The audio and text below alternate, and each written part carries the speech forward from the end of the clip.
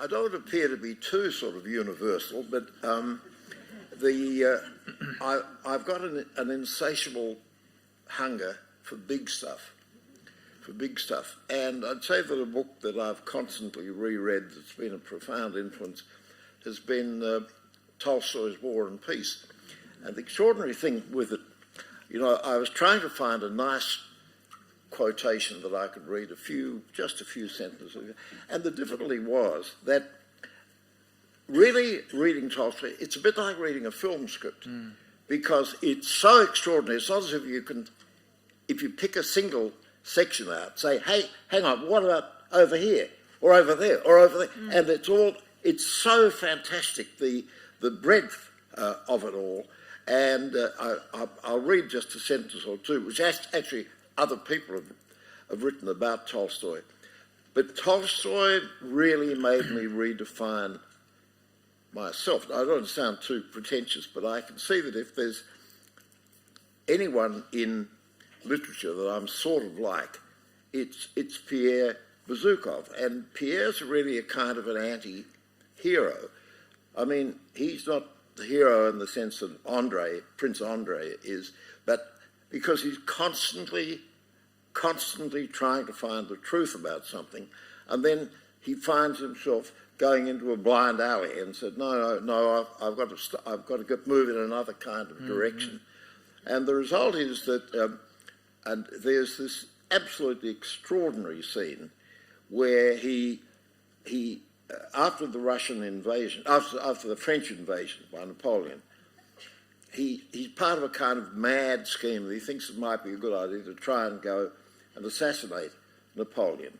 And in fact, he's arrested, and then he's taken out, and then one of the most extraordinary scenes in the whole book, the French soldiers start to execute these young Russians, and in the case of Pierre, because he's number 6 in the line, he'd be waiting to be executed. And I just want to read something James Wood wrote in a New Yorker piece, which is wonderful, where he says,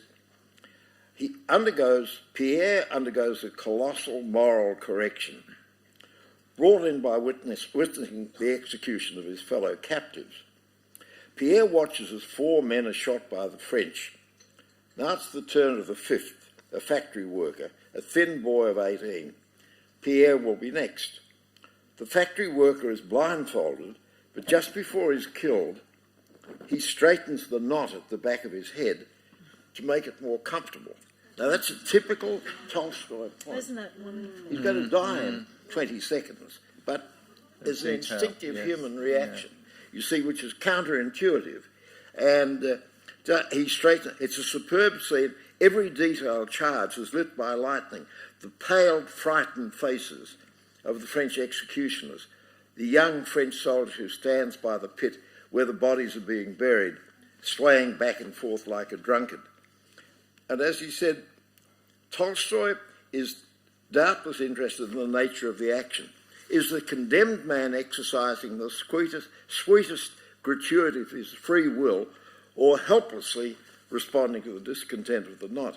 Either way, the absolute selfishness in the most basic sense of another man must be instructive to the self-sufficient Pierre.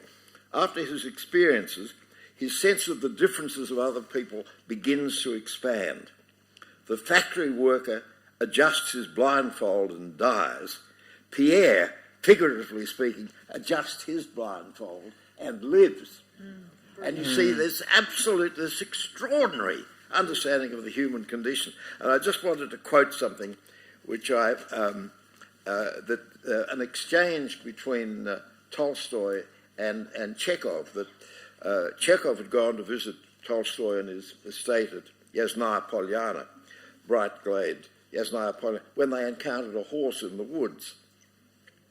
Tolstoy started talking about the horse, graphically imagining what the animal would think about: the clouds overhead, the umbrageous trees, the smell of the wet earth, the flowers, the sun. Chekhov, astonished, exclaimed that Tolstoy must have been a horse in an earlier life, because only a horse could know so completely what a horse would feel. Tolstoy responded, no, but the day I came across my own inside, I came across everyone's inside. Oh, isn't that fabulous? Wow. Isn't that Fabulous. absolutely fabulous? So it's big stuff. You know, time's running out. So Barry, deeply profound, big stuff. How did it influence you? I mean, what were you doing at that time when you read that book, War and Peace first? How have you taken I it with became you more through life? preoccupied, obsessed even with the human condition. Mm-hmm.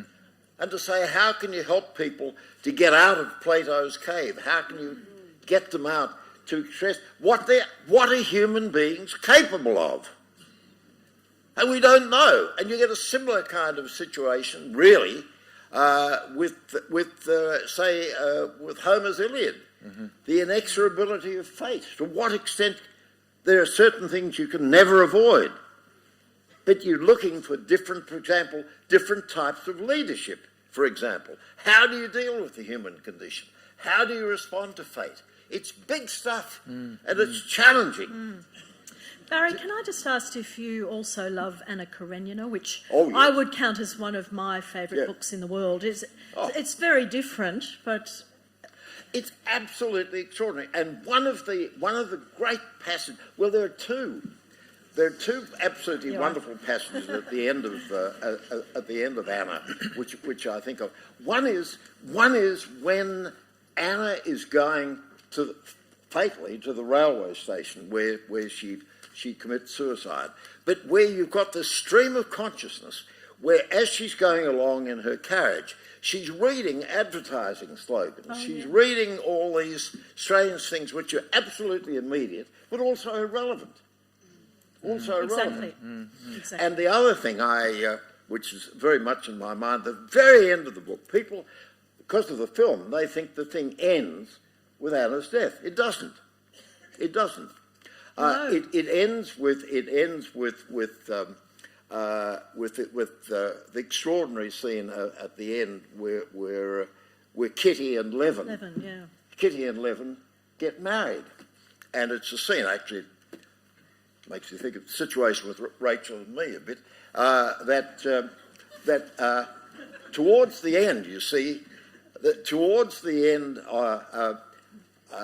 Levin has got a kind of epiphany, and he's saying he understands the way in which the universe works. He understands how the how the planets move, how the whole universe operates, and Kitty says to him, yes, well, that's all very interesting, but she said, I wonder if you could go into the bathroom. I think the tap is leaking. Do you want to expand on the Rachel and me comment further, or is that sufficient? Yeah. What about, I mean, you were in politics a long time. Do you think that all... Too long. Did your voracious, extraordinary amount of reading, including of those two books, did it help? Did it hinder? It hindered. I mean, it was really. I'd have had more fun if I'd been there in the Whitlam period, because we could have entertained each other and bored everyone else with us. So,